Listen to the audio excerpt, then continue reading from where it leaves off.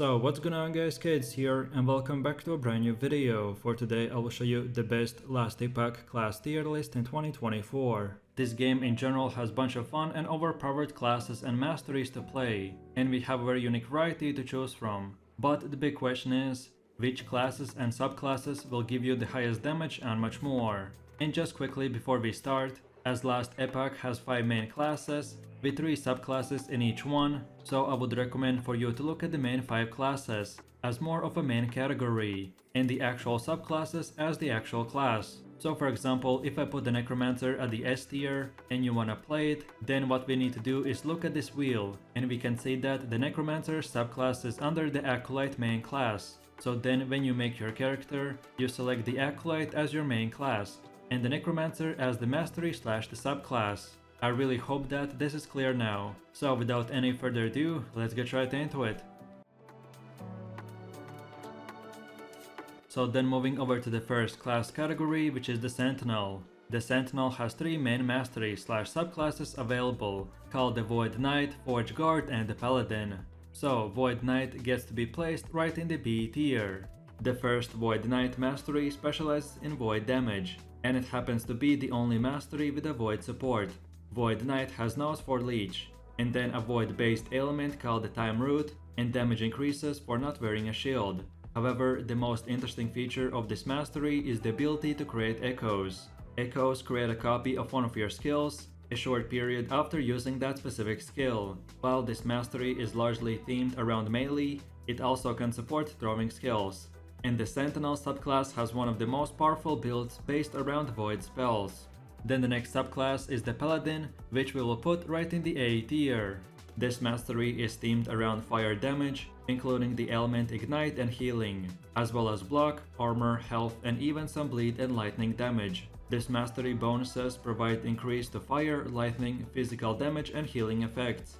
Paladin also has the unique mechanic of being able to scale the adaptive spell damage while wearing a shield, allowing for a tanky spellcaster playstyle. And then lastly, the forgeguard gets to be placed in the B tier as well. This mastery is themed around physical damage, which includes the ailment bleed. Forgeguard provides support for both two-handed and swords and board playstyles. There are also a number of passive nodes devoted to the throwing attacks. This mastery bonuses are devoted to the defense through armor and resistance.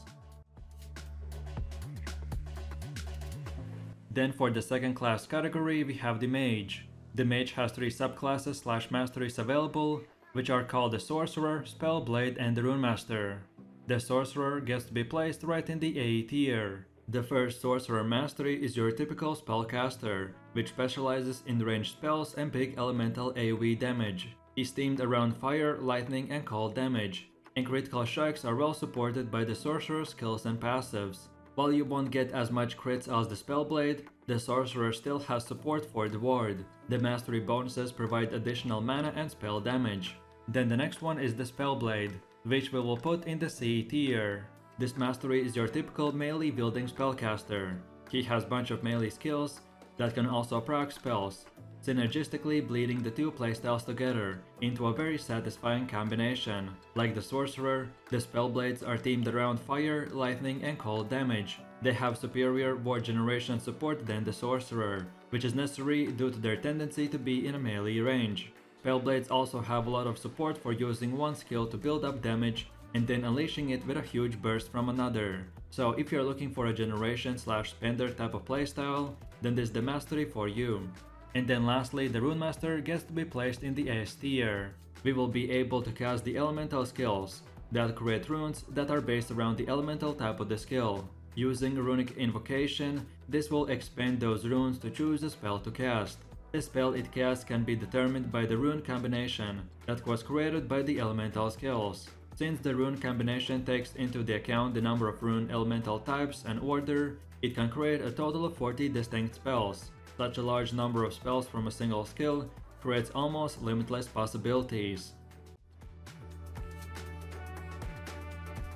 Then for the next class category, we have the acolyte. The acolyte has 3 subclasses / masteries called the lich, necromancer and the warlock, which is right now in the development.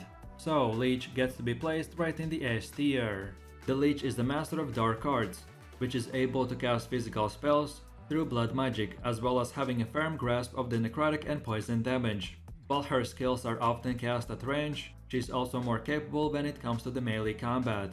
Although Necromancer is the main minion mastery, Lich also is able to deploy and take advantage of them. The most unique thing about this mastery is the ability to sacrifice her own HP in order to increase her power, creating an increased risk/reward type of playstyle. This mastery bonuses give her Lich and increased damage when missing her health. Then the next subclass is the Necromancer, which we'll put right in the S tier as well. This is your classical minion class. The Necromancer has the ability to wield large armies, single but powerful minions, or sacrifice them in a variety of destructive ways. She is also capable of buffing her minions, creating the opportunity of a more active playstyle, even for zoning builds. The Necromancer's minions have a wide variety of supported damage types, allowing for a large amount of variety in the build. She can also use her minions to provide buffs to herself, which will improve her own damage or survivability. The mastery bonuses will provide her with more skeletons or skeletal mages, as well as increased minion damage. And then lastly, the last third subclass is the warlock, which is still in the development. So as soon as it gets released and we get more information, I will update this video. All we know right now about this subclass is that he is the master of the forbidden arts. He will tear into the essence of their foes, twisting and corrupting their spirits with relentless curses and hexes. So then moving over to the next class category, which is the primalist. The primalist has 3 mastery/subclasses available, called the beastmaster, shaman, and the druid. So the beastmaster subclass gets to be placed in the B tier. For the necromancer, minions are expendable too, but not for the beastmaster. These are companions whose death are to be avoided at almost all cost. These companions have their own active skills that can be used by the player whenever they're off cooldown. If a companion falls into combat, they can be revived, and any primalist can use companions, but the beastmaster excels at them, gaining access to more support and the ability to have more companions.